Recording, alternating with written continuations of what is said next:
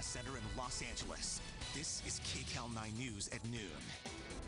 Well, welcome to Kcal 9 News at noon and streaming on CBS News Los Angeles. I'm Serene Branson. Another step towards normalcy. More than 2 years into the pandemic, LA County has now lifted more masking mandates. Kcal 9's Cara Finstrom explains the changes.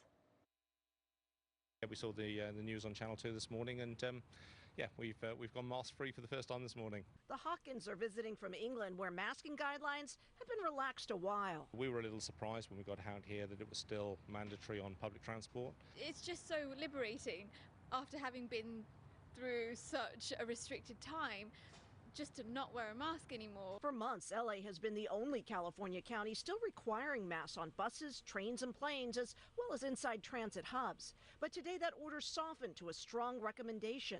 Most folks we saw at Union Station this morning were continuing to take the precaution. I like wearing my mask because it protects others and keep me safe too. Also in LA County today, the recommendation for universal masking in most indoor settings went away. That's now a matter of individual preference, with a few exceptions like masking up in health and long-term care facilities. Health leaders say the moves are due to drops in COVID infections and hospitalizations, but stress the virus isn't gone and continue to encourage everyone to get vaccinated and boosted. This visitor from Tokyo says unlike England, Japan's masking protocols remain very restrictive. People there, I'd like to say 95% of people wear masks everywhere. I'll probably continue to wear it just for a bit. This woman also told us she isn't quite ready to ditch her mask, but quickly added she's happy to be returning to pre-pandemic life. Actually, for a while, I didn't want to travel at all. Yeah, so now we are a little bit more.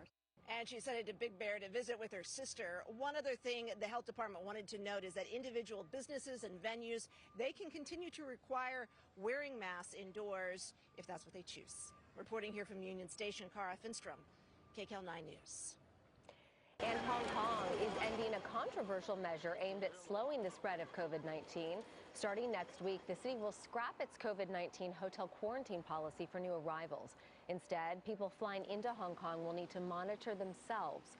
Hong Kong residents and businesses have been critical of the strict COVID rules, saying it threatens the city's competitiveness and standing as a global financial center. And remember, for the latest on the pandemic, keep it right here on Kcal 9 News and kcal9.com. We're streaming 24/7 on CBS News Los Angeles. And we are following some breaking news right now. Stocks are sliding on Wall Street. Taking a look right now, you can see the Dow is down just about 780 points to over 29,000. And yesterday, stocks fell again as investors worry about high inflation, rising interest rates, and an uncertain economy. So now we're seeing another drop. We will bring you another update at the end of this newscast. Well, firefighters in Bell Gardens had their hands full this morning with a massive fire. The fire started around 4:15 this morning and raced through the building. An employee says he smelled smoke, opened a door, and saw the huge flames and ran out. Signs outside the building show that it's a diaper company, but it's not clear if the business is still active. We're told there are a lot of things being stored inside, and firefighters had to deal with that as well as a collapsing roof. It's kind of a double-edged, because when the units arrived on scene, they had fire through the roof, which means they're not going to go in the building. So it's actually a little safer because it's already through the roof. We're not going to put anybody on the roof to cut or ventilate, and so all the units are going to stay outside of the collapse zone.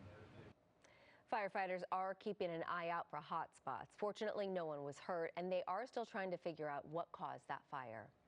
Well, a frightening big rig crash along the 710 freeway in Long Beach. Take a look at this. The truck overturned on the northbound side of the PCH off-ramp just after 6 this morning. Rescue crews worked for more than an hour to pull the driver out of the mangled car and get them to the hospital. Traffic in the area is getting back to normal this afternoon. A man was arrested overnight after getting into a shootout with police in South LA and then barricading himself inside of a building.